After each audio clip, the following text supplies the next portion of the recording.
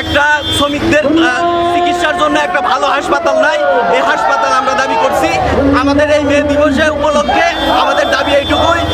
আর কালো আইন, বারবার করে বলছি, কালো আইন শ্রমিকদের জন্য বাতিল করতে হবে অবিলম্বে, না হলে আশুলিয়াতে আন্দোলন শুরু হবে। রেশনিং চালু হওয়ার কথা ছিল, সেই রেশনিংটা জানি চালুটা তাড়াতাড়ি হয়, আমরা এই দাবিটা জানাচ্ছি।